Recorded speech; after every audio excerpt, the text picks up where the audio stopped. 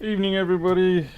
Rightio, we're still on the 1466s, except this time we actually do have a reason for doing one. I had a job come in today and that was this one.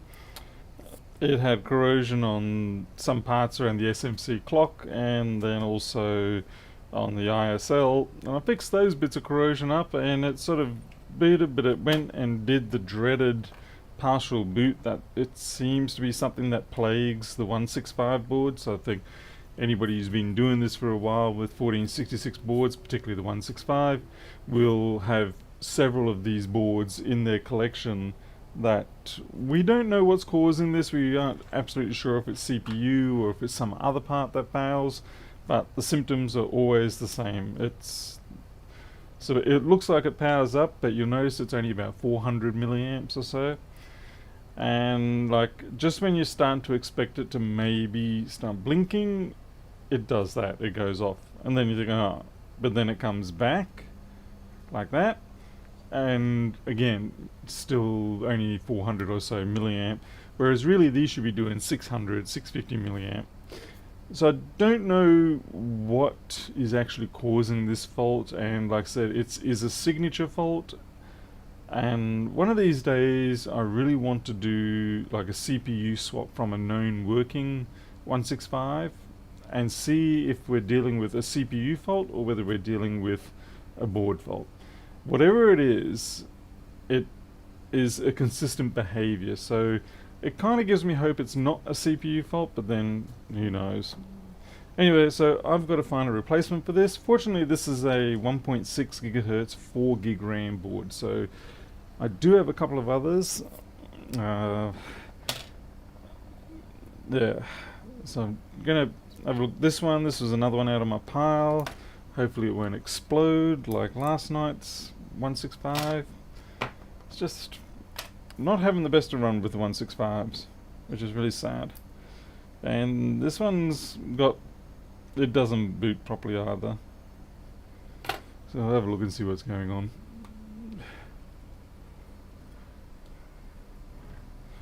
Obviously excessive time. Well, that's the trouble, Miles, is all the rails show up.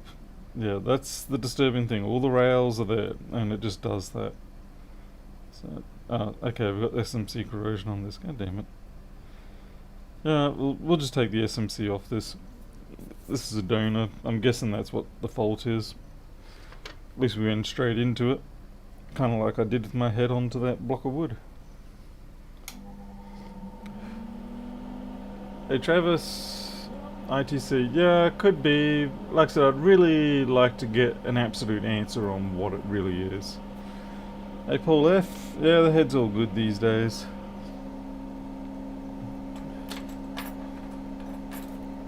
Stitches are out, I can wash my hair, I've been out in the yard doing all sorts of work again, so yeah, everything's good.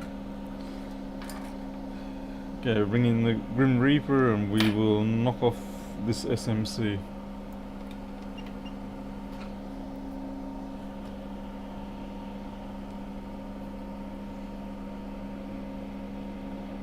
I do just find it interesting that it's an extremely consistent failure.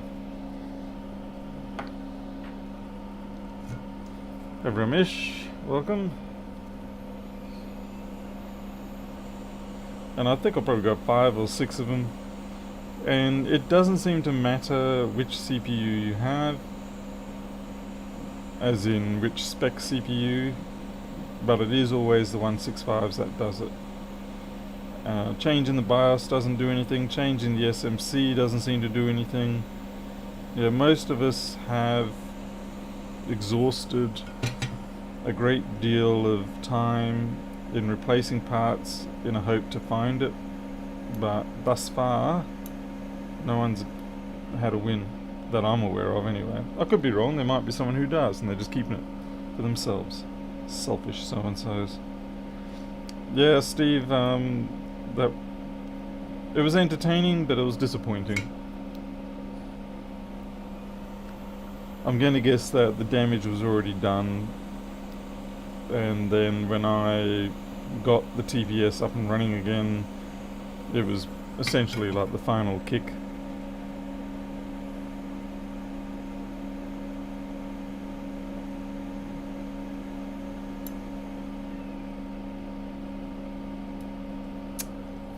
The reason why I'm being a bit silly with this at the moment is because when I try to use the Grim Reaper on it, the board shifts around, so I need my professional deadweight. Personally, I prefer to use sandbags for this sort of thing, but 7 amp hour, 12 volt lead acid battery will have to do the trick. Yeah, clock chips, all of it. Tried them all.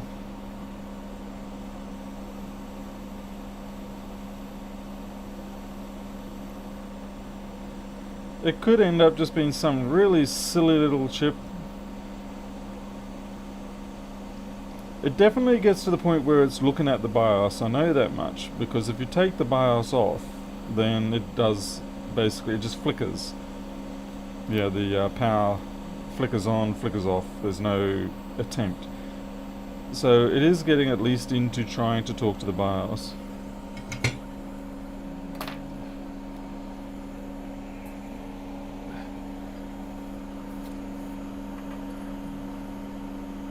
Yeah, DeAndre, the reason why I do that is because it gives, when you have the flux there and you lift up a little corner, it sort of gives the flux a chance to get underneath that edge bonding, and kind of helps your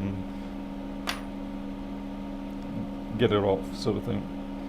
Trying to decide whether I should try. No, don't re-flow it. Just get it off.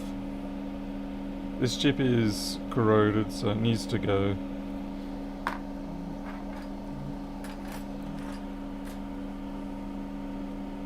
Let's see, Miles almost had a heart attack today. Been working to try and get a Squarespace website set up.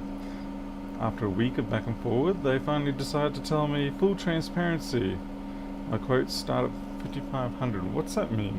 What that mean, full transparency?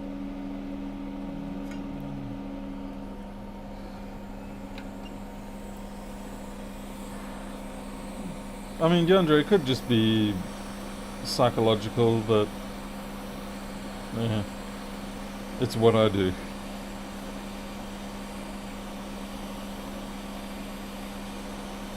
So I did another dump run today, more dry branches and things like that, stuffed into the back of the dual cab, and then I did four battery packs of mowing. Didn't run into any lumps of wood, thankfully. That's a lot of work to clear this yard up. There's a lot of residual old decaying wood piles around the place because previously we didn't have. Oh yeah, that's definitely had to come up. Previously we didn't have the 4x4. It's not that I need a 4-wheel drive, it's just that, well, this one does have, it's a dual cab, so it's got a tray at the back. And yeah, previously I didn't have that, and even though my car can tow, in terms of specification, it does not have a tow bar, so yeah. Oh, Jesus Christ, not this anti-fab bullshit.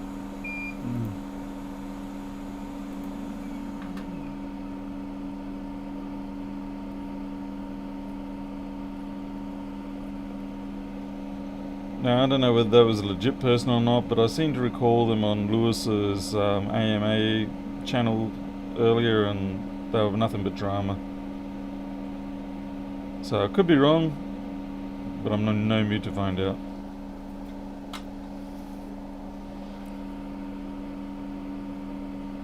Oh, Stephen, you got your essentials. Excellent. Glad to know you have. Okay, we've got a little bit of drama there. There's that one trace that looks pretty bad, actually.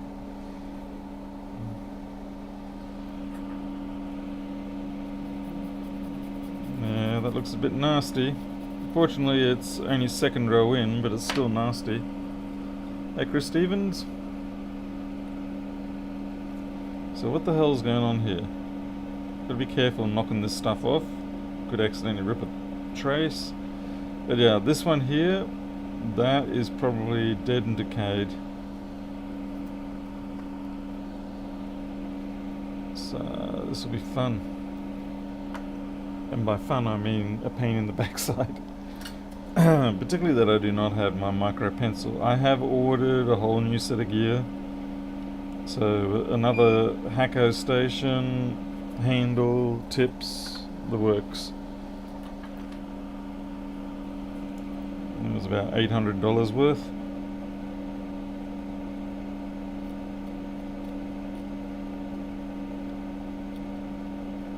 So that one's not too bad, that trace there, because the corrosion hadn't gone all the way through.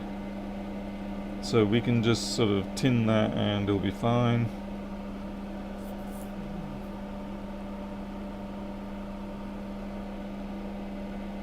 Hey Sonia, just see you pop up there. So I'm going to be as careful as I can with this trace. It looks pretty gnarly. Honestly, it looks like a Viking sword left in the sea for a couple of 100 years, and it's probably very little of the original metal left. Oh, there's a wee smidge of copper there, but I don't think, yeah, we've hit bedrock there, damn it. Yeah, that's bedrock. It looks pretty, but it's not good for us. They should call this orange rusty tint Mac Despair or something. Give it a Pantone number.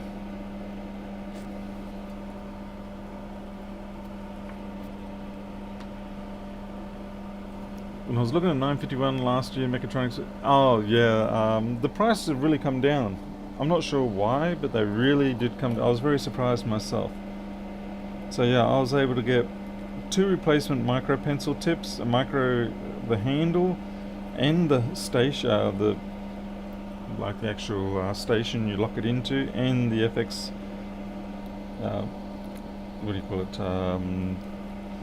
Yeah, the FX 951 itself, all together for, yeah, just a shade under 800 or something like that, and free postage. That looks like, I can just see out of the corner of my eye, I'm going to guess that's a Damnit. It is. Hello, Damnit. So you're tracing down a repair. No? Okay. I'm trying to get this one to, I really need this one to work. And it's going to make me work for it. Because it means I've basically got to run a trace under the SMC here. So I might just gouge out a bit of a tunnel for it.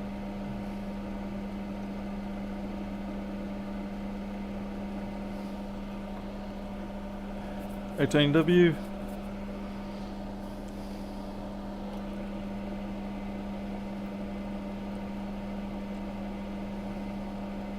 I am kind of curious as to see what that trace is.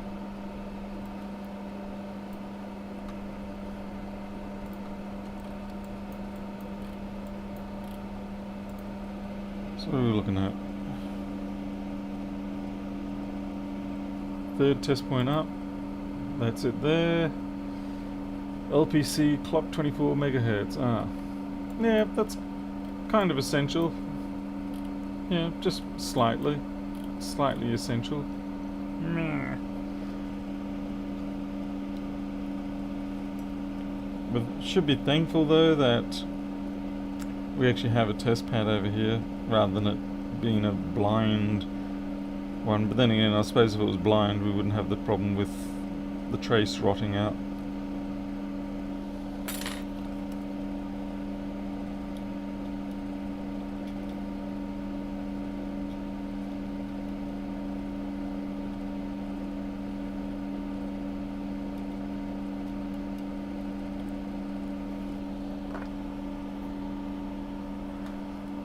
Yeah, Miles, UBNC, sure. Yeah, we know we're not going to get that lucky because it's actually got a trace on it. But yeah, if only.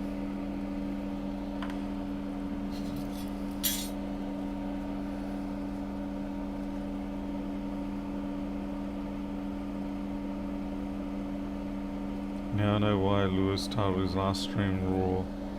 Yeah, why did he?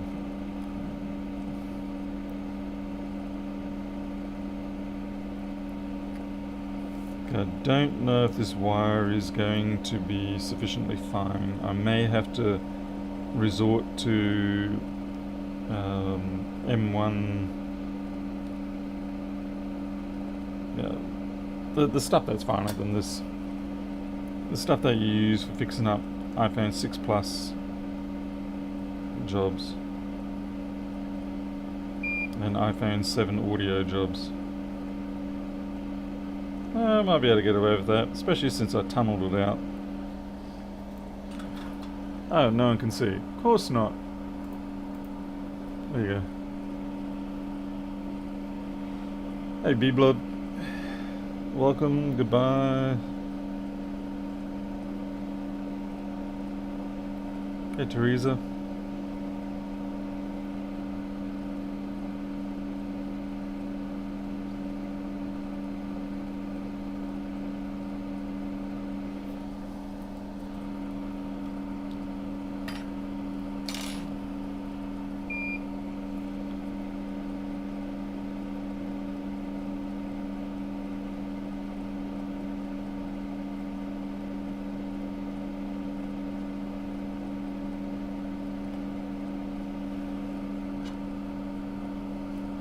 Would it be possible to automate the retracing of corrosion? Retracing, or you mean rebuilding the trace?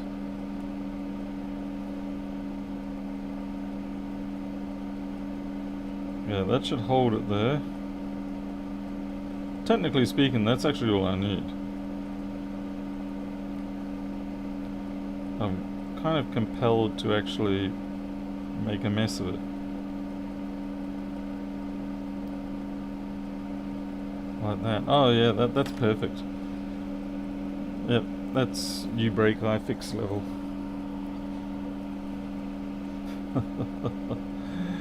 What a freaking disaster.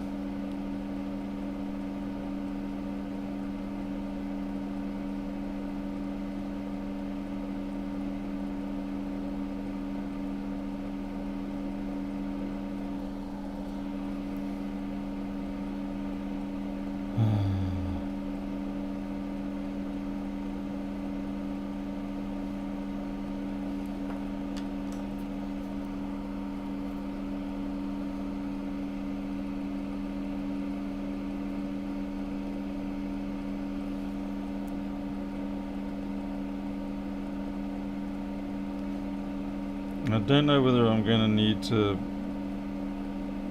overlay this, but I think, yeah, just a layer of solder should do the trick. Now, the problem I have here is I need to do a better job because this needs to be secured such that when the SMC is reflowed into place, it won't deviate.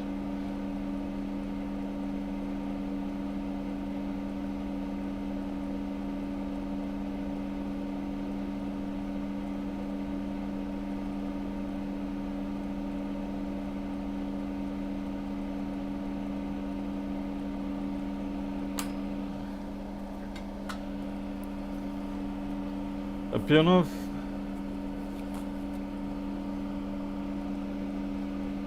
how's things going on your side of the world?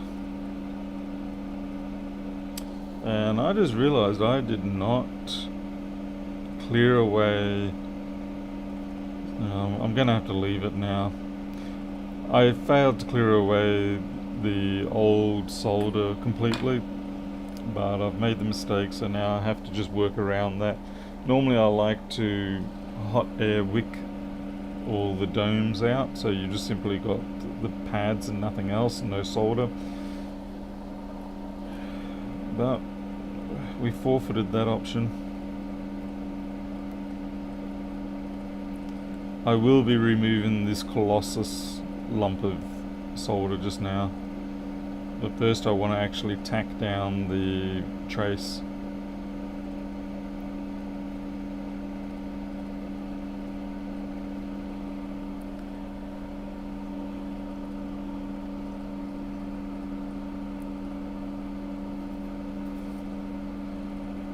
Hey, Mark from the Philippines. How's things over there, other than typical hot? We're going to drop down some UV cure.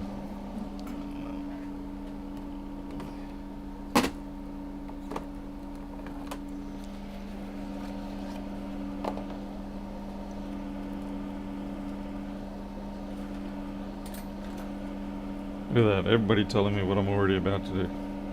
But no, that's when you know you're on the right track.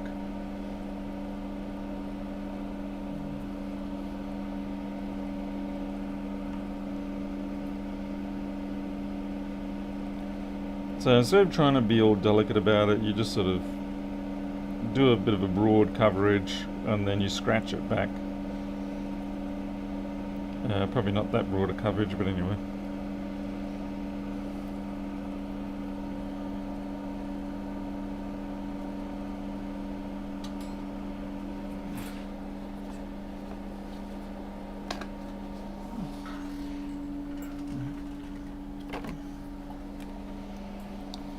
Alright, let's get my UV light.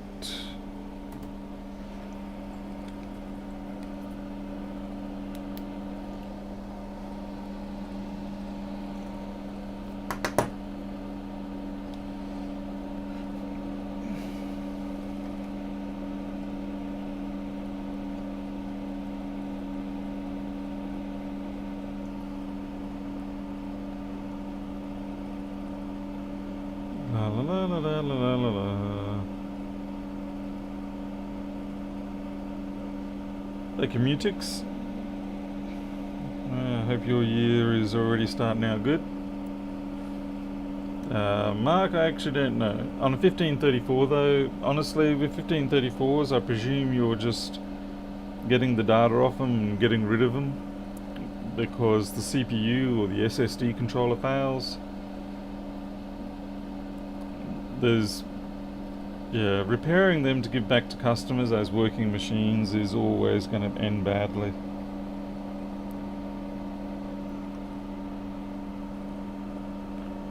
Morning, Ron Rogers.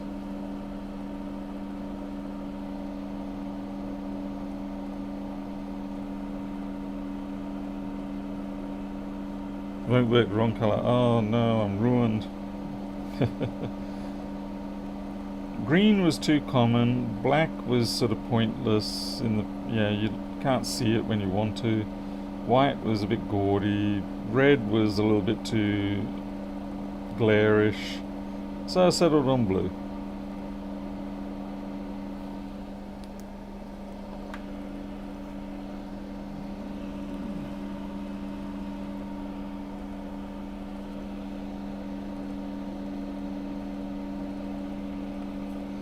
That's looking pretty good. It's nice and glassy. That's what I want. I find if you use the heat up method to accelerate the curing, then you lose that glassiness. But we'll see. If there's a bit of wetness still underneath, then I will have to heat it. You can have wetness on top. What matters is what's underneath.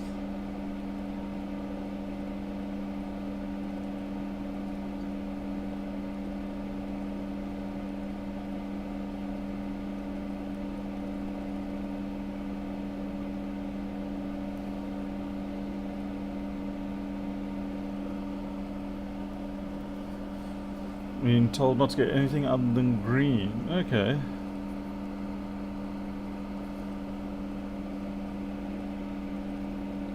Wait, who's talking about stitches?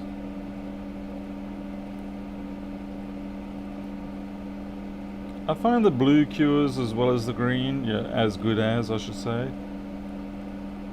I haven't had any problems with getting blue to cure.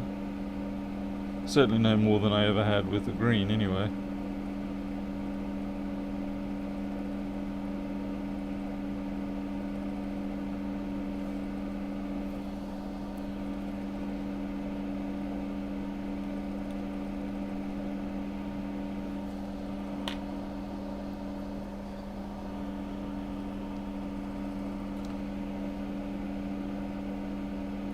Communix, I just ran into a tree, a hidden log rather. Nothing too serious.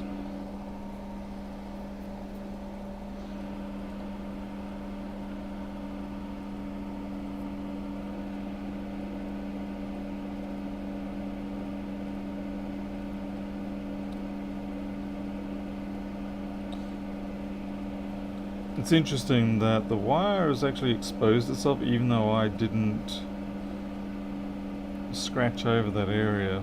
But I think we're going to be okay. Like, there's this section here. Just clean up my tips a bit.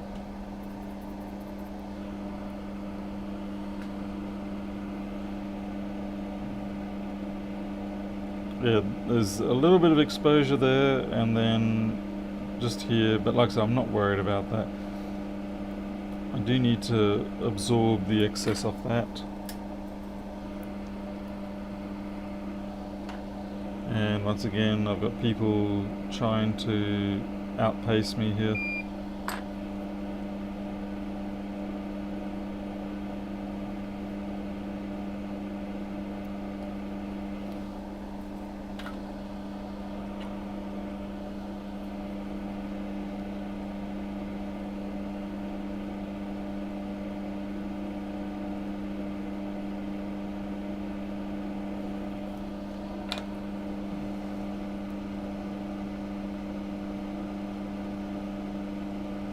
Well, guess we'll have to see how that goes.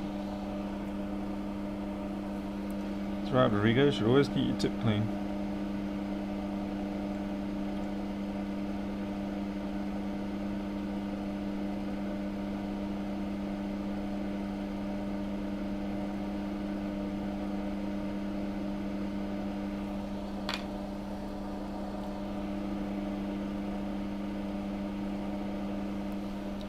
Okay, so the board is ready to accept an SMC. Now we've got to get an SMC.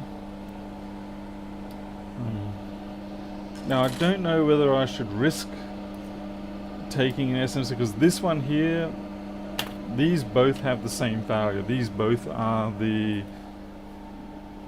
pretends to start and then stops failure. So I'll see if I can find a 165 that instead of having a known failure is an unknown failure, and I'll try my luck. Jeez, I don't get... Okay, good CPU. Ach nee man, you're a 3437, why?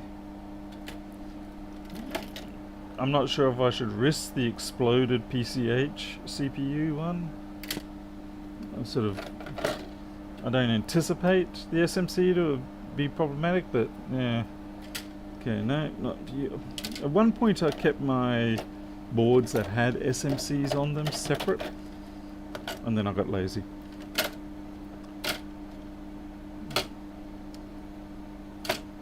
So I may actually be forced anyway to have to pick at least one of them.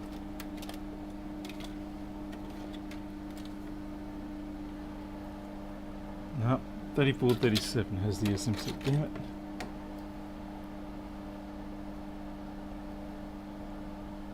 Ooh, risk. Hey, Kopaz. Yes, still alive. Alright, this board is a failure board as well, and it looks like it's had the SMC swapped on it. But, yeah, see it says bad PCH, which means this is probably also one of the false booters. Actually, we can test that. And just plug it in and it's probably going to do the same thing.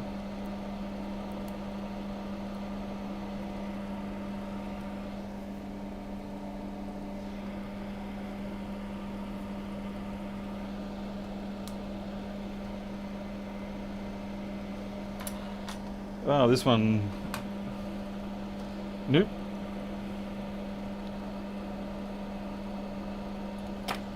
Oh, this one's different entirely. Okay, we'll use this one.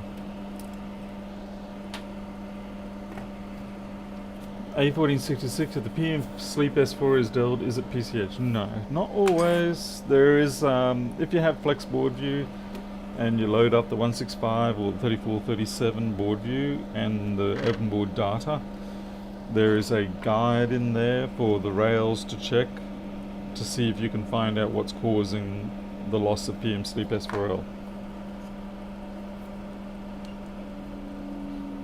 And Nelson? Alright, so this is a bit of a maybe it'll work, I don't know. I'm just gonna take it off. It'll be a bit easier because it will have leaded balls on it. The Copaz, I'm not allowed to explicitly reveal where I got these piles of basically fresh pulled from Apple laptop but dead mainboards. But needless to say, I get a good deal on them and I wish to continue to do so. Because the nice thing is, unlike the AliExpress junk, these ones have not been abused to the same. Yeah, I've got CPU, I've got everything on them. They're just pulled out of existing machines, the main board's replaced with Apple Originals, and yeah. And so every couple of months I get a new batch of them. Right. And now the hardest task whatsoever in my office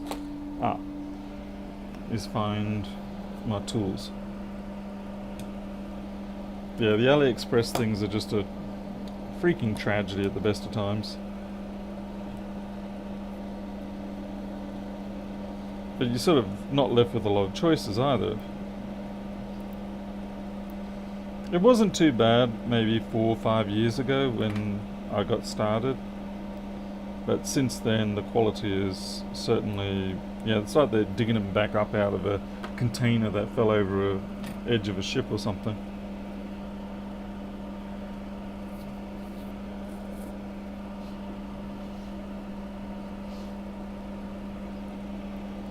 While they may be FRU boards, some of them, at least they actually still have everything on them. And at least they haven't been sloughed off with some sort of hot air blade. Okay, we're going to just clean up these pads. Is Lewis Rossman serious when he bags? No. At least he better not be. This will be in big trouble. Lewis, don't say it, Paul, you don't want to get demonetized.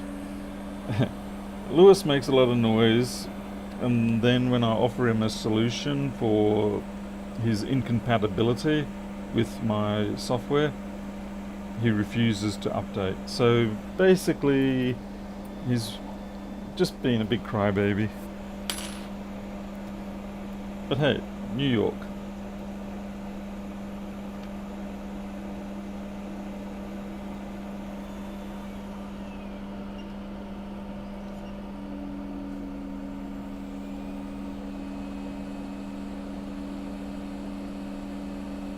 He enjoys doing it. That's basically all I can say. Is he enjoys giving the international ribbing. It's okay. I punch back. It's mutual. I've got one popped up one there. That's okay. We're going to use that one. And we're going to use that as one of our corner guide ones.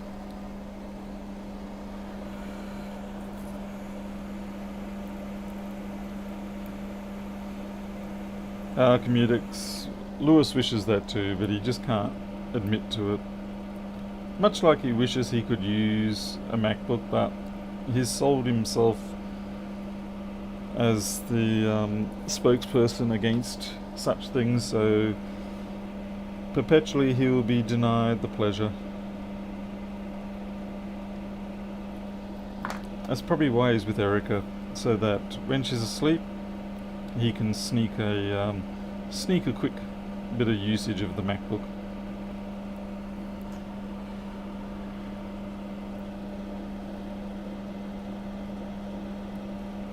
That was smart thinking on his behalf.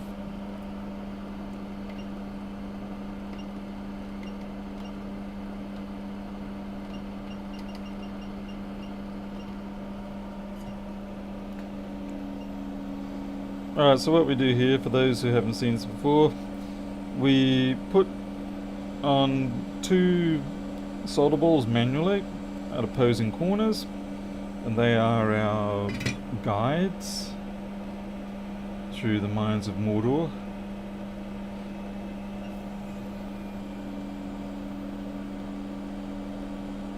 Okay, so they're on. I then have to scrounge for about half an hour trying to find my stencils again. Ah, there they are. That was a very quick half hour, wasn't it?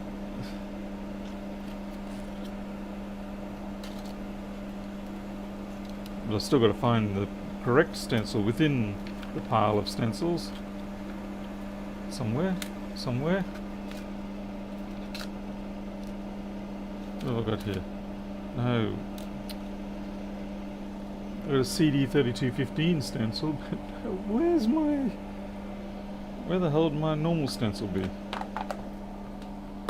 Alright, so it looks like it is going to be a half hour. Crikey. Alright, I've got spares. Whenever you buy a bunch of boards that you buy for the purpose of SMCs, they always send you a whole bunch of free stencils.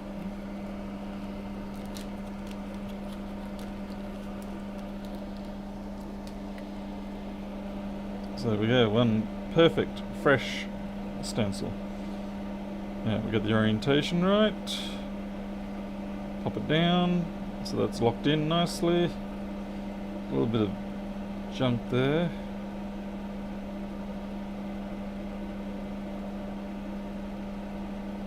Probably won't make any difference to the outcome.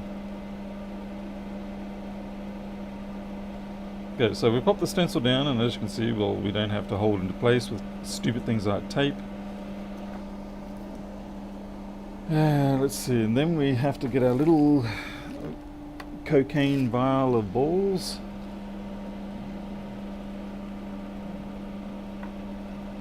Kind of wondering, why is there a ball there?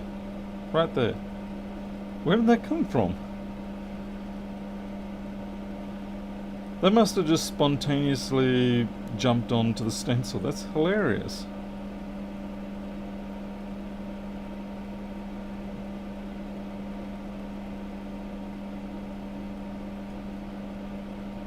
Okay, back on there. What? Alright, I need to go get some alcohol.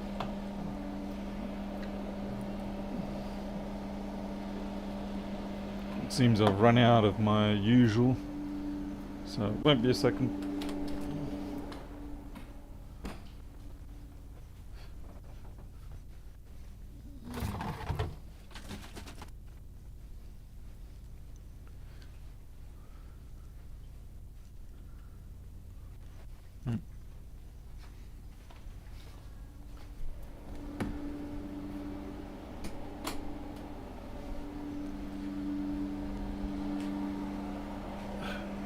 Someone's misappropriated my transfer funnel, so we're going to have to do this without a funnel. It's always fun. Fortunately, there's not a lot of alcohol left in this particular container, so we should be okay. Unless, of course, the alcohol spills out, gets absorbed by the great big fume extractor, and then because that's running at 240 volts and probably pretty warm, the alcohol will ignite, and I'll create an afterburner jet engine inside my workshop, and then stitches in my head will be the last thing I care about.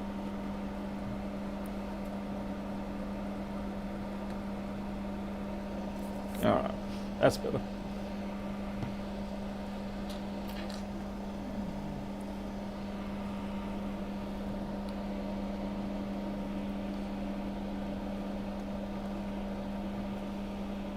Okay, we need the alcohol because we do that. And we pour roughly the amount of balls we need. A little excess. Better to do the excess, so you only got to do this once. And then you just rub the lotion in. Like so. And it looks like everything's covered. Swipe off to the left or to the right. And I mucked it up because there was a little teeny tiny hair in there.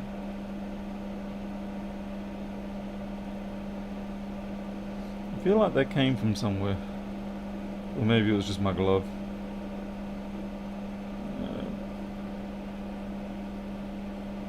There's a hair there I want to get rid of. Ooh, that was risk taker. Alright, so that's all the balls placed. Nice and easy.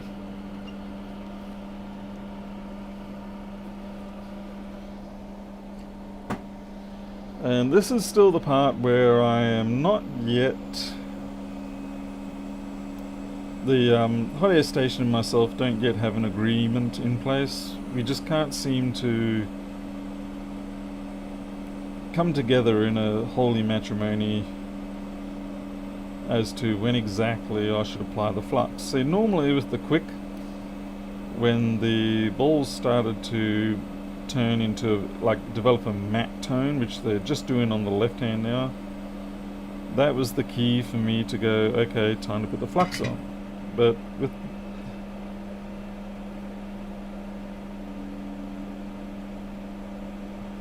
okay, I'm doing a different technique there. I just went for the middle and hoping it will spread out. Okay, and we come back in now, and note that was way too much flux yet again. We just have to be patient in this case. Yeah, I put way too much flux on that time. It's sad when you don't realise you have a fantastic system going and then you lose it.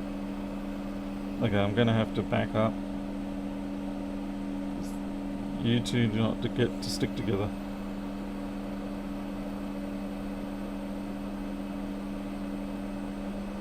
Because yeah, the old system, for those who used to watch in the past would know that it was just perfect. I'd go along and everything would go boom, boom, boom.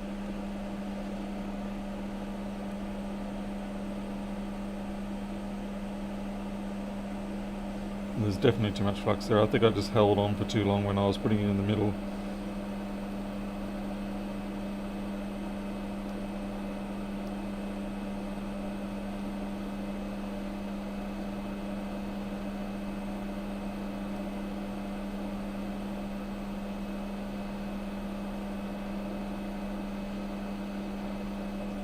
Okay, we've all got but one. See, the trouble is here, I'm keeping too much heat on the chip now. Whereas before it was a quick process. Okay.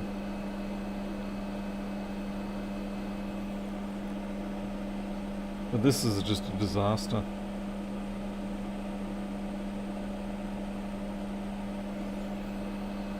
Okay, they're down.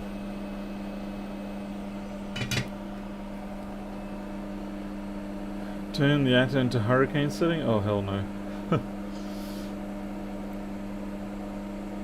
How do you pick up all the extra balls? What do you mean? I just swiped them off with my glove.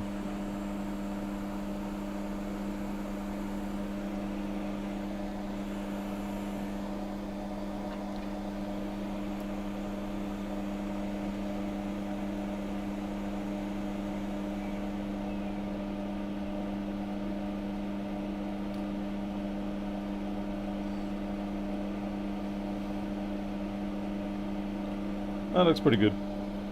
I can't see any omissions there. There might be, but I can't see any yet. Just going to put some more alcohol into my stencil container. I think I might have used it all. Yep. Alright. Another 5-litre container emptied.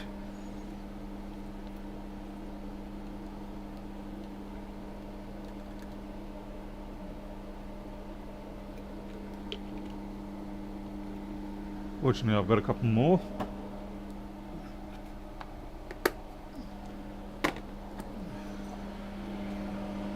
A3X, how's it going? Alright. Now I'm not 100% confident that they are all actually attached to the pads. There could be one or two that are just simply sitting in the center and haven't actually bound to the pad. So we just give it another reheat and I think we're good now. Yep.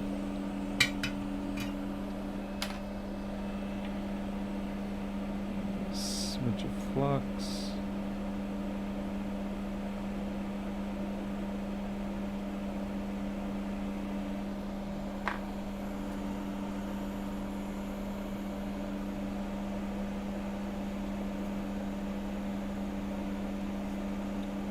Yeah, they got a little bit too hot for my liking, but oh well. Alright, back to the board.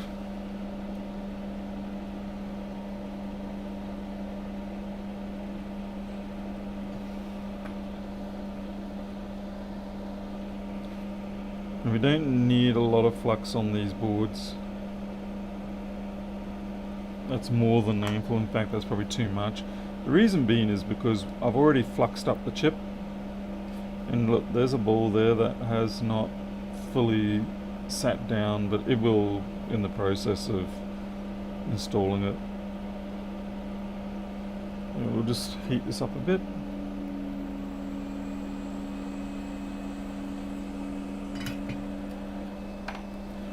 I want that layer to be uniform.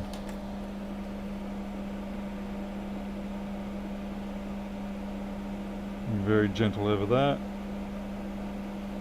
I find with too much flux, like I said, some people have great success, but I do not. As soon as I've got too much flux on here, it just sails away. I have to start playing Enya again.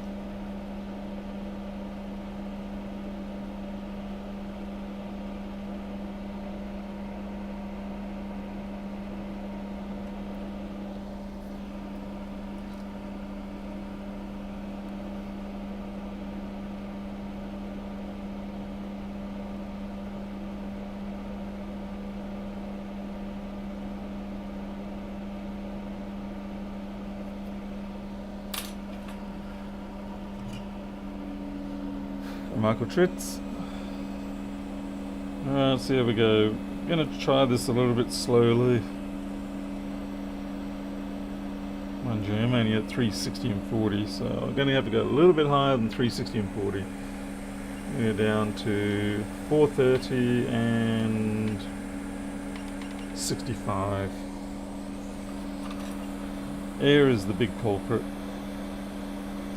Because I didn't get to hot air wick those pads on the board, it means that basically we have a dome sitting on top of domes.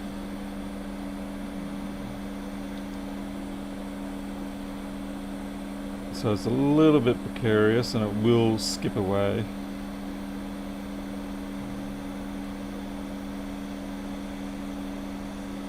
Okay, that's the first jump.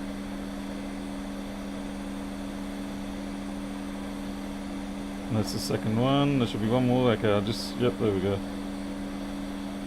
Maybe even more. That was a big drift.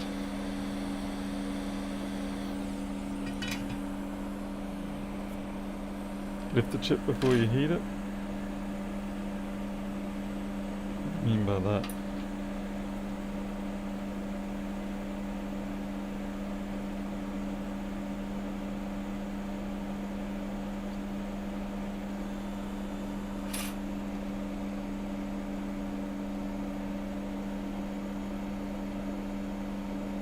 Oh, they look pretty happy down there.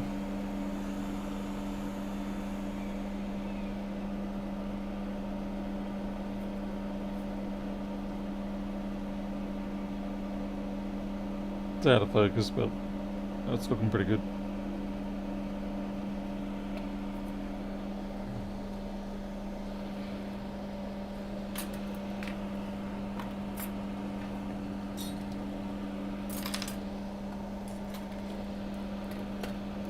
think the hardest thing with putting SMCs down is to not panic when the shifts are starting to happen. You just got to hold your ground and hope for the best.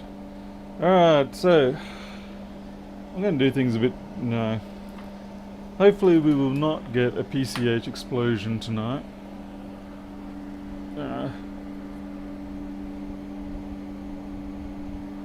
But in case we do, we're doing a close-up. I should be wearing goggles. This better go. Here we go.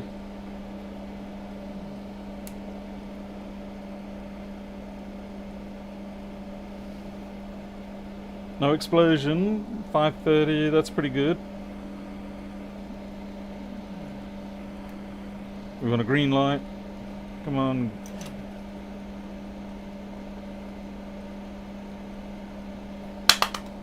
Excellent. Fantastic. We're alive.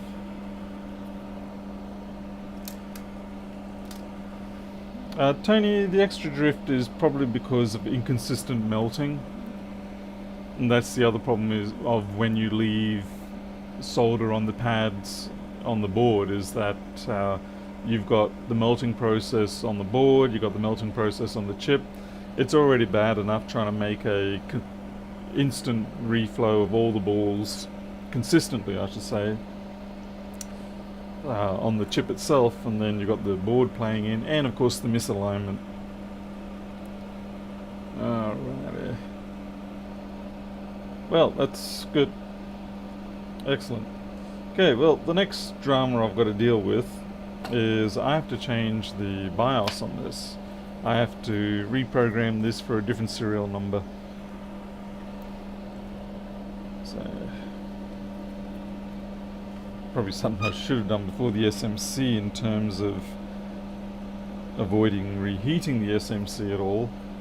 But at the same time, mind you, to be fair, I was just thinking at the same time you'd want to know the board's working before you reprogram the chip. But the difference here is that you can reprogram the chip and put it on any board that you can get to work, because it'll have a clean ME region. So I could have done this first. Now there's no point me keeping the programming on this one, so this is going to be a straight reprogram and write.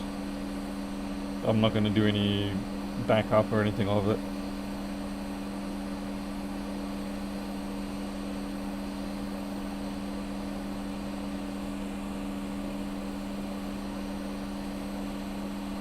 Evening, Darius. Oh, this is running at the lower heat and temperature that I was using. Heat and air. It's okay, it'll come off. Or we'll make it come off. There we go. These BIOS chips can be a little bit hard to get off because that ground plane pad creates a great deal of basically you're trying to break a vacuum or create a vacuum within it when you're trying to take it off. Alright, where's my mounting board? Miles, there are tools out there that already do this for you, but I'm too much of a lazy bugger to get them. I don't do these enough to warrant sort of changing things too much, and the nice thing is the way I do it is generic no matter what board I'm working on. Okay, so that's pin 1 there, complete with a bit of fluff.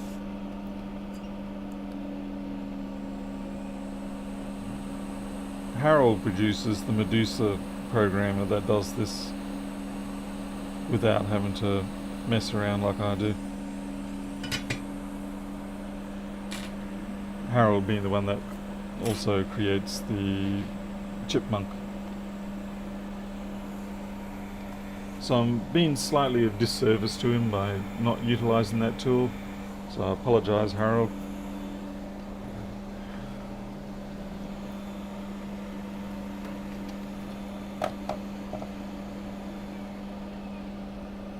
Yep, old person's issue here. Which one's pin 1? That's pin 1. Okay.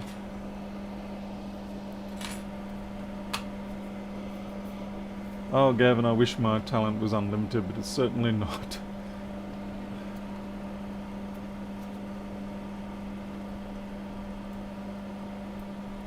But yeah, for the amount of work I do, I'm fine to just continue using this antiquated but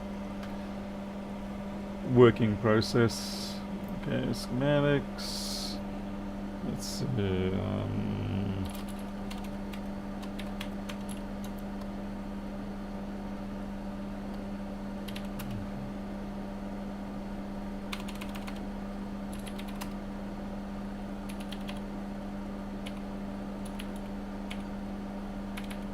What am I doing?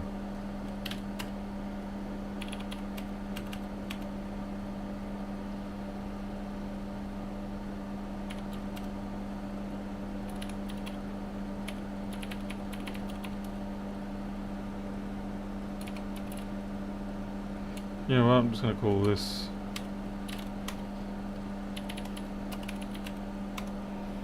now. This actually will already just fine. See if we go find.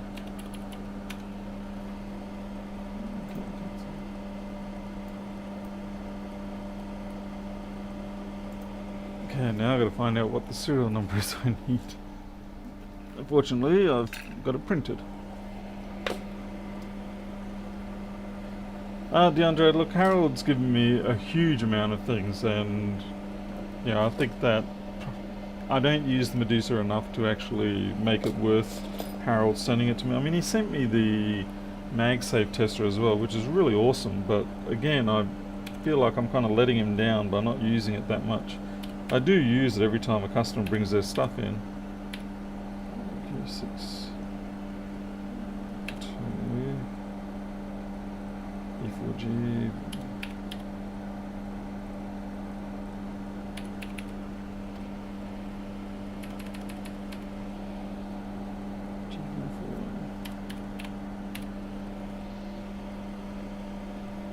File, save, and then we've still got that in there. Background.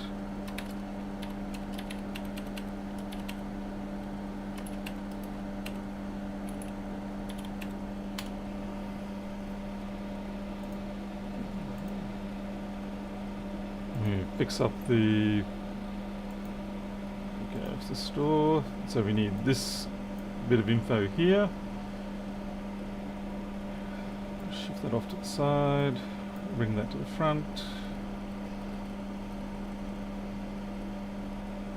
And that, and we just read it off backwards. 75. Wrong number. Whoops. 75. D9. B9. 58. Save. And then we can just run that again. And this time now the FSys should be valid. So there, it's all good. Hey, my repair, doing well. At least we managed to get a board that didn't explode on me this time. Okay. History, grep, mini. So, pro W1175.bin. And honestly, I don't know which chip I've got, so I'm just going to pick this one, and it will advise me if I've got that wrong. And it tells me that it's this one instead.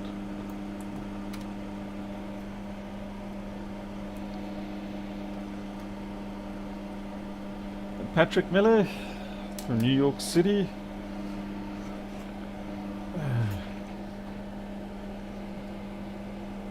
How do you feel, Patrick, with Lewis leaving the city now? Matthew Becker, I'm reprogramming BIOS. Hey Francis, oh, how's it going with that new format? Yeah, proper MIME type for Sprint Layout 6. Can't find a hint online, not even sure they cared. Probably actually don't even have one. Many a time they don't. I was very surprised to see that Landrex test link has defined an entry for BRD, which is kind of funny. So Francis, have you got everything now done for that open board view interpreter?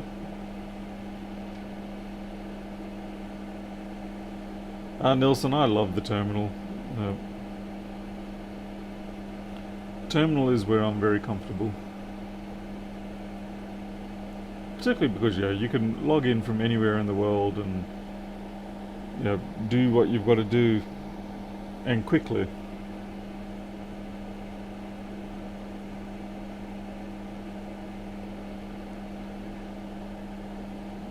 Still missing the net list. Ah, okay.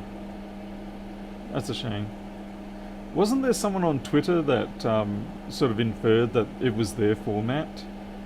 The sprint layout?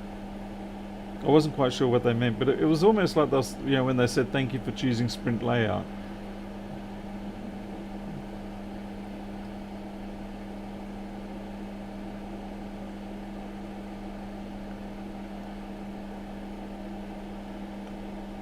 Oh dear, this is always the painful part, just waiting for this writing process. When I get myself a replacement machine, I'll try and install a USB card dedicated just for the programming, so I don't have this extreme delay, because it should be running about 2 or 4 times faster than this. I mean, look at this crap. 2 minutes to write and then another minute probably to read.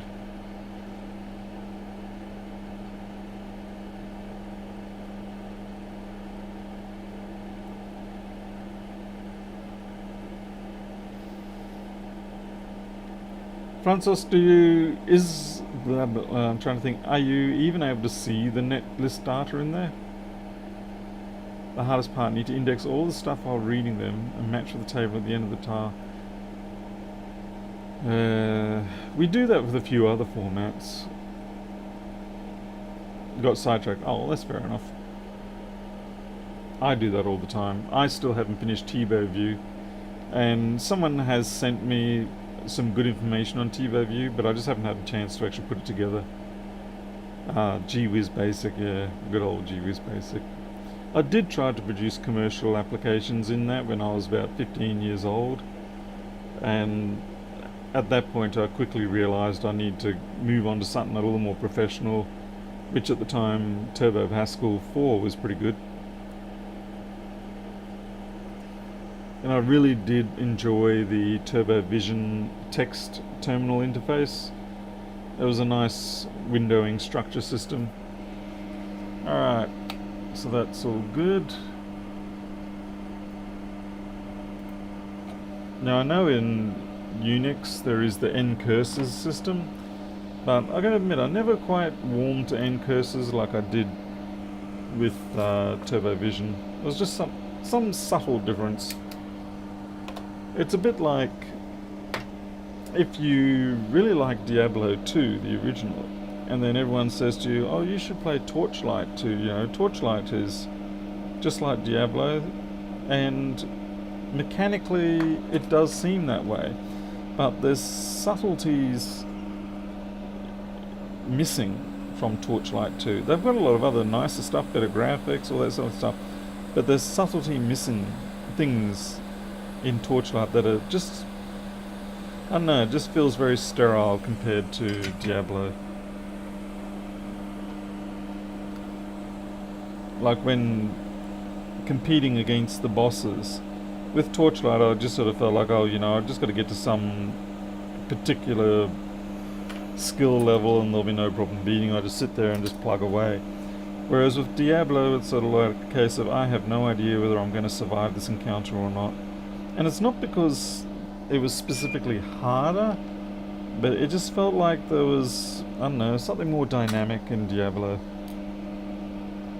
I haven't had a chance to play the new remake of it, because it for now it does seem to need Windows, and well, I don't have a Windows gaming machine.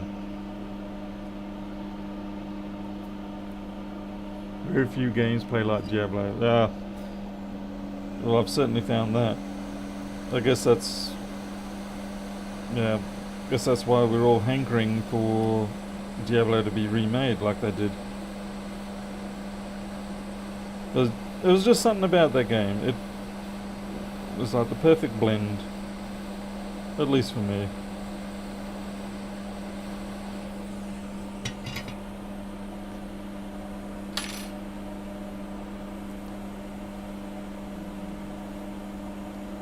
Francis, I did see you added that Sigrok support for that power supply there. Okay, BIOS chip installed.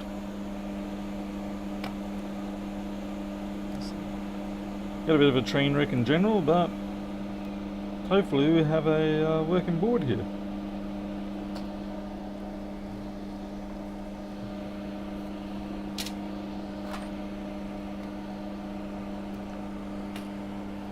I'm gonna have to... I want to test this before I bother putting it through the ultrasonic clean. Hey DJ, got a question for anyone who's starting the logic board repair business. What tools should be first? Really, it's like hot air station, microscope, and soldering station. They're your three key ones. As much as I would like to say you should buy board view software as well from me, it's not a primary startup. You will spend, $2,000, maybe $3,000. I would recommend getting good sets of screwdrivers, like get the Wera or Weha, depending on your preference. There are plenty of other cheaper ones, but over the years I've tried many of them, and quite frankly this set here has lasted me substantially better than anything else. So yeah, investing in good hand tools is paramount. Then as a second line of things, you want things like ultrasonic cleaners, board view software, commercial, flex board view, drying ovens. Soldering station, good one. Hot air station, good one, like the Atom or the Quick. Don't get the ones with the fan-in blower. Don't get combo unit hot air station soldering iron. You will regret that purchase. It'll just be a waste of money. Stick with the good stuff. Microscope is probably the most problematic to get, definitely. The head itself is not the problem. It's the stand. Like if you get the dual boom stand like what I've got here, the mass of the base is the killer. I wish they would actually sell you the... I wish they would sell the dual boom setup, but not with the base. Because what you end up doing many of the time is you just mount it to your workbench. So like 3 bolts through the workbench, you mount it there, I think about 3-inch bolts or whatever. The point is you don't need their big cast iron base. It's a waste, it costs a lot to ship it, and it gets in the way. Better to just get the twin boom set up, no base, and then bolt it onto your, or through your workbench. Okay, I'm actually not going to use the customer's setup. Been a while now, I've just realised, since I've used my test 1466. Yeah, weird. Let's see, 3437, good screen. I don't know how much of a lie my own writing is, but we'll see. Why no fan-in blower? You just don't get the heat transfer. And what will happen is that you're going to desperately try to get parts off the board, and so you're just going to sit there and you're going to cook the parts and the board, trying to get enough heat into it. And realistically, even the look, if you get something like the BST copy of the Quick, that's going to be worlds better than the blower and handle ones. Yeah, most of the time, if I get a job handed to me from another store and it looks like it's been burnt to within a fraction of its life, they've usually got one of those blower and handle type jobs.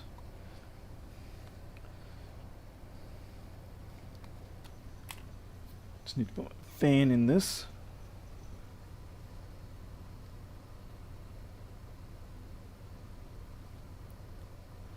Yeah, DeAndre, I did see they had made a mod for that BST. I was kind of hoping someone would make a mod for the Atom to give more channels. 3 channels are nice, but honestly, I almost need like 3 channels for MacBooks and 3 channels for iPhones. It really does feel that way. Okay, I'm going to also put their battery in, just to see how the performance goes. We will secure this with 1 screw. It's enough to defy gravity.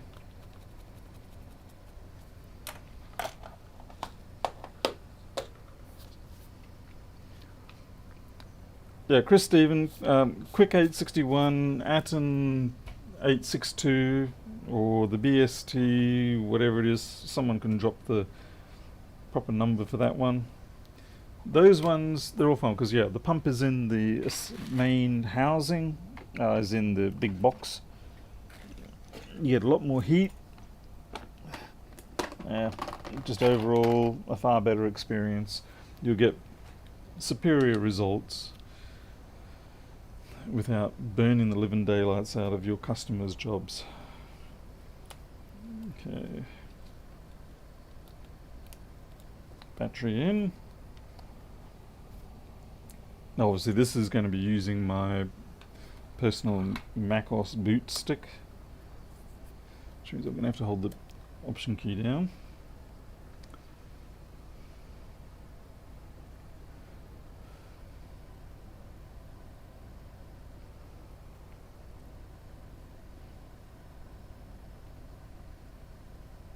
Alright, what's going on here? We've got no backlight, or...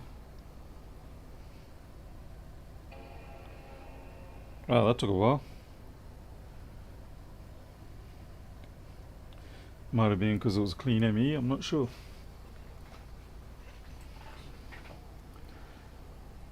Hey Yasharaf, what did you do with the BIOS chip now? I had to change the serial number of it, and then I had to make sure that the checksum was correct.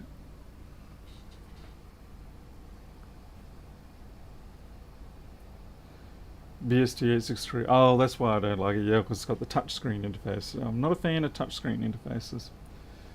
Have you ever tried hot air pencils? I have not. I almost got one when I was first getting into the business, but I was very glad that I didn't take that route.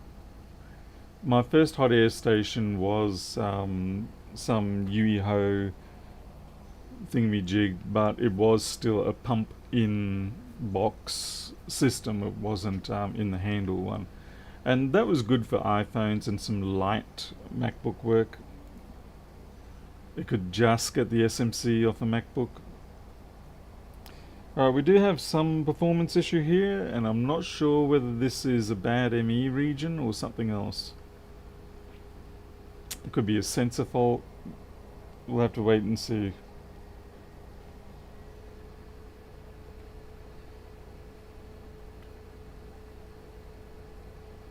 Didn't Lewis get sent to hot air pants, or I'm not sure.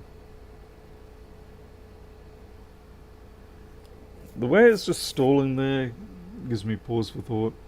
It makes me think that the ME region might be clobbered. I could be wrong.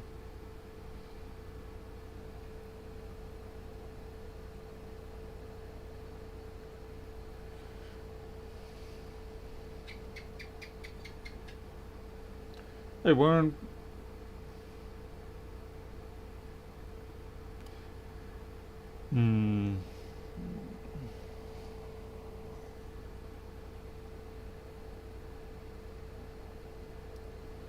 Yeah, I have a feeling I might have used a dodgy source file. Because often when they do this, where it just sits there and stalls at about 3/4 just after the edge of the Apple logo, it's quite frequently ME issue. So we may have to do that again.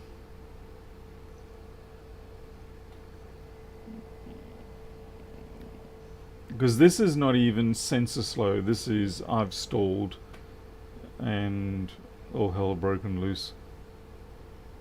It could also explain why it was extremely slow on the boot. Alright, so we're gonna have to, we'll redo that BIOS chip. We did, like I said, I think we just picked up the wrong source file. And even though we had the checksum correctly, it, yeah, just isn't quite right.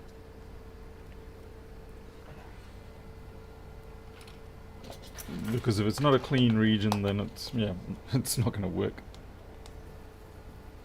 The gecko was indeed laughing at me. It's what they do.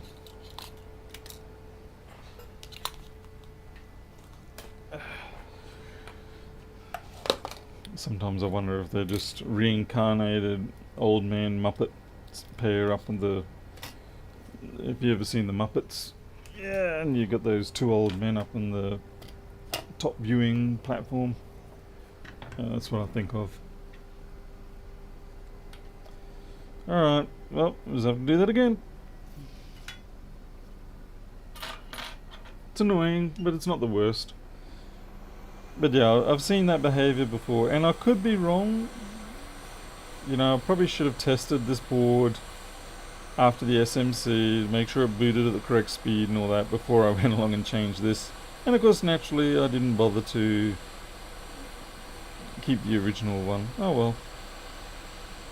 You live and you don't learn.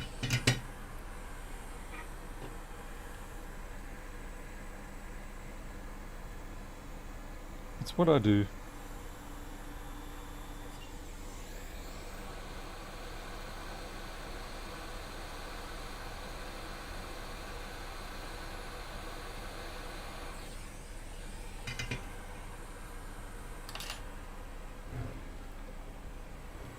So essentially we have to go through that whole process again. I did solder it onto the correct board, didn't I?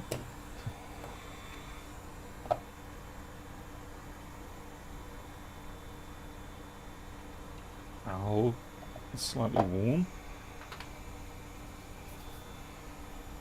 Okay. Schematics. Clearly I did something wrong.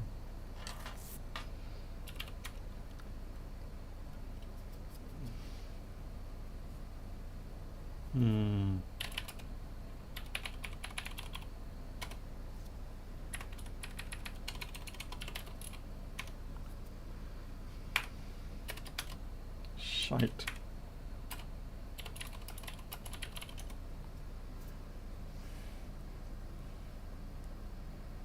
Okay, goody.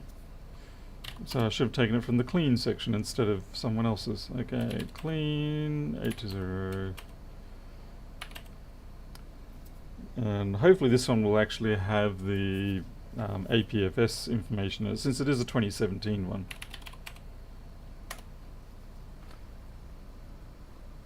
Need to close that.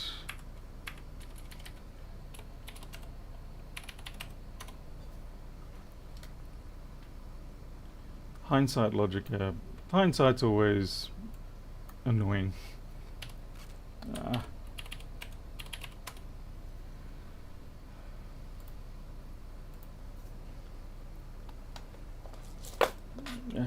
It's great. I need glasses to look at the serial number on the thing I've got in front of me, and then but I don't need glasses to actually type it in. Oh well, it is what it is. CO2 Q62 4G9.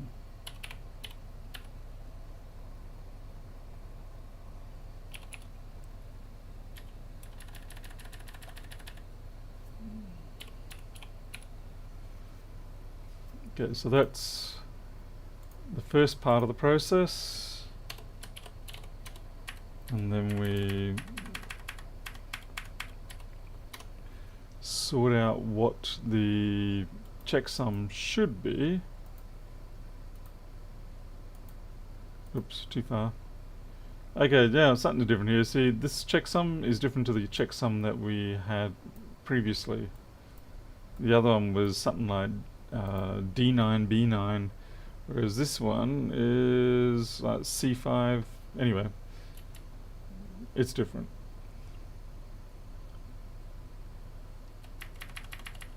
And it's in a different position too, I just noticed. Okay, there. So C5 1D, C5 1D, D2 E9, D2 E9. Save. Load it up again.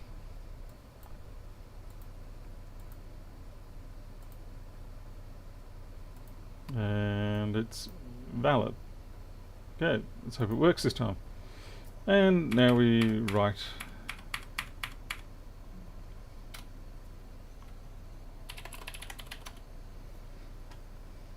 Oh, what? How you know not my name? There we go. Alright. Is that for the foot switch? No, no. I actually don't have the foot switch anymore. I changed to purely the handheld version now, and I've got to get these damn things out. I mean, every time I walk into the workshop room, the storeroom, I can see the meters and everything else that's got to be sent out. Unfortunately, all these things sort of get pushed back in priority, which is really bad because they were supposed to be out like 3 months ago.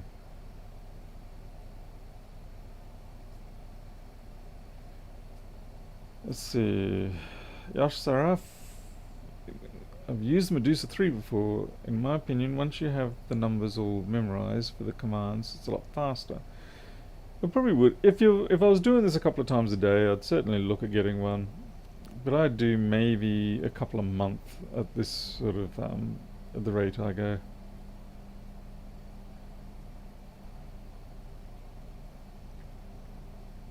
Hey Warren and Kenny Whidden.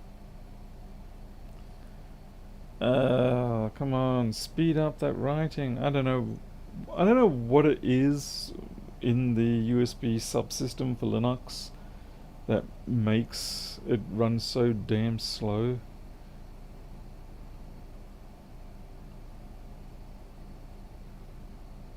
But I'm not really willing to meddle with it because I have so many USB devices hanging off this machine.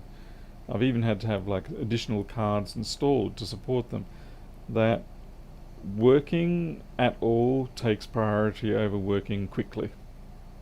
Hey Solaris, how's things over there? Getting a stack of MacBooks to go through and document. Yes, so actually I do apologise. You did email me and I didn't get back to you, and I feel bad about that, and I apologise. So it's certainly not intentionally avoiding replying. It's things have been intense the last year or so, and yeah, with getting the house and my father passing away and yeah, just everything like that. Then of course the in-laws moving out and us then planning what we're going to do with, you know, how to actually shift into the rest of the house. So it's sort of a case of the moment I stop actively working, I sort of have a lot of demands pulling me away from work, and I try not to do that too much. I try to finish my jobs, but occasionally things do slip, and I apologise for that. Jamalan, good evening. Do you use a Windows machine? No, this is Linux. This is Ubuntu, I think it's 2004. I haven't bothered upgrading because this one works fine, and again, like I said, operating fine is the priority as opposed to operating optimally. Would this process be similar in Windows? I'm not sure. I think, no, in Windows you would use a fancy little GUI program with lots of Chinese writing on it that you can't understand and you just assume is correct, and it's probably also hijacking your username and password for the bank. Speaking of which, for the second time now in a year, I've had my business credit card abducted, so to speak, and I've had to cancel it. I got the money back, but yeah, it's a bit concerning. Okay, so that is done. Let's go back to overhead. I mean, fortunately, I'm rather pedantic about watching where the money is coming and going. So, you know, when a transaction occurs that doesn't seem right, I'm pretty quick on it.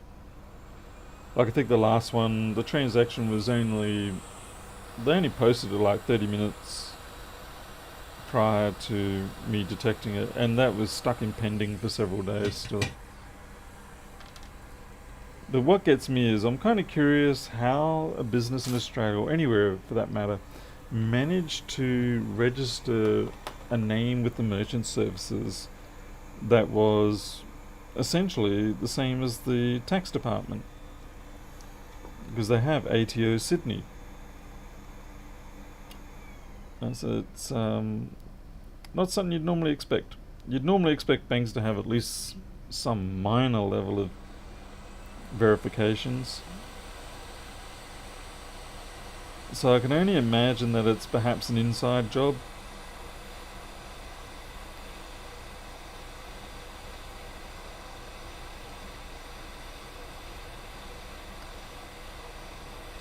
Yeah, in order to get things through.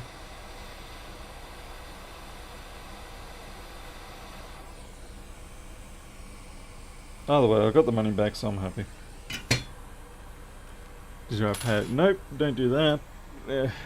See, the other thing is they would have to have the 3-digit code on the back as well. And I basically never give that out.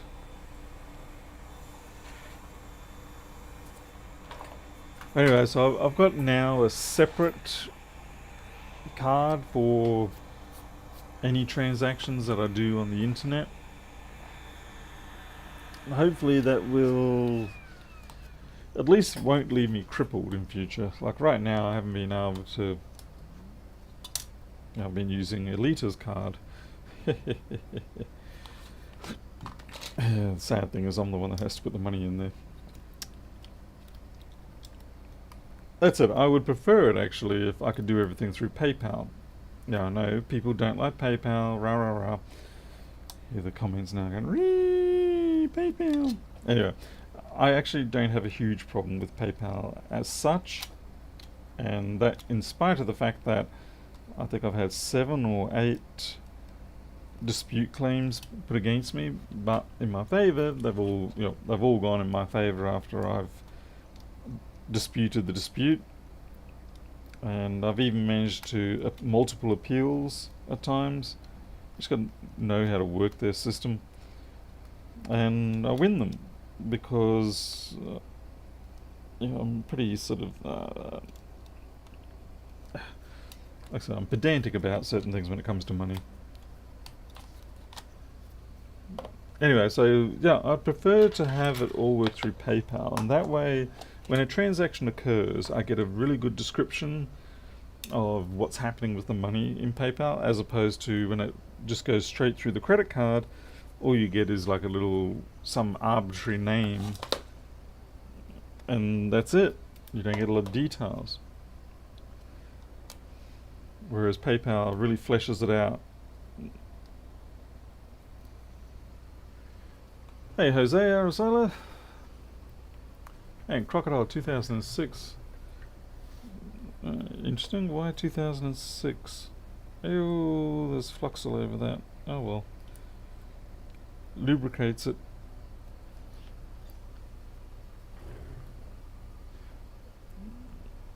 Steven Seagal. Yeah, everything's good on the head wound and exploding 165 boards. I'm not happy about the exploding 165s. It's most displeasurable. Okay, so we've got our thingy back in. Let's try this again. You better hold down the option key. Hey, scratch your eyes out. Kittens are good. They actually had a bit of a no, see, that was a much better normal boots time. It wasn't that protracted load of crap that happened last time. Yeah, at the moment with the kitties, we have the yard split into about 5 different sections. And in the afternoon, when it gets reasonably cool, by cool I mean, drops below 35, we let them out into a section out the back and we monitor them while they're out there, just to give them a bit of something different to do for the day. And yeah, we have gates.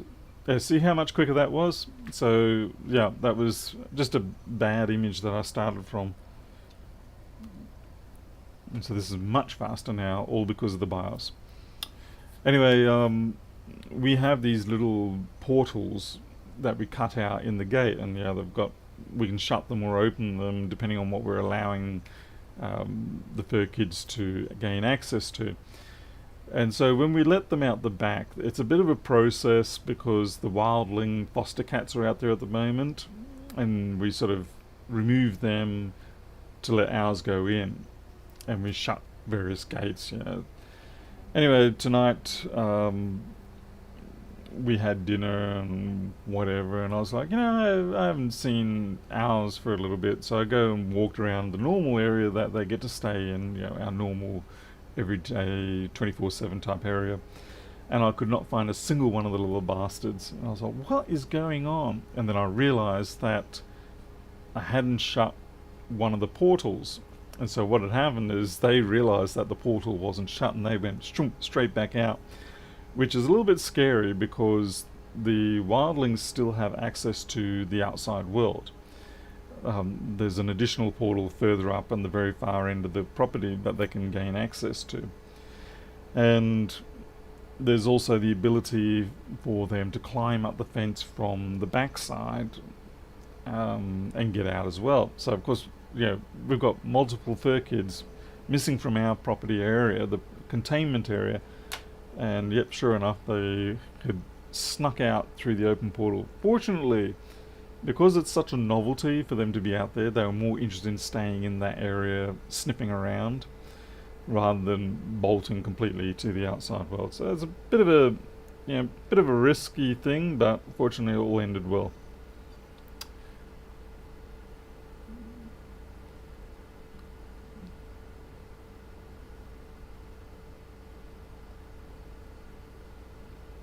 Alright, so well, this looks pretty good. It's charging rate's good.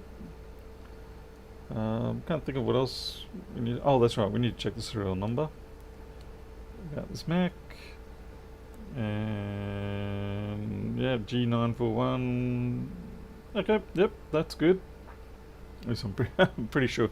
Yeah, I'm just saying, oh yeah, that's great. I'm not really double checking. CO2Q62, CO2Q262, B4G9. Yep, that is confirmed. We don't have Wi-Fi showing up because I haven't plugged that in. And this is a 1.6 i5 4 gigs, which is an exact replacement of what this machine came with that is dead. Okay, so now this board will just get put in the ultrasonic clean. Hopefully my UV cure will not delaminate, but if it does, it should be okay anyway.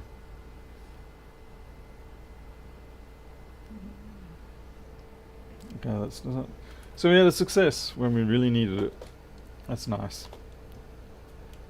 Disconnect the battery. Alrighty.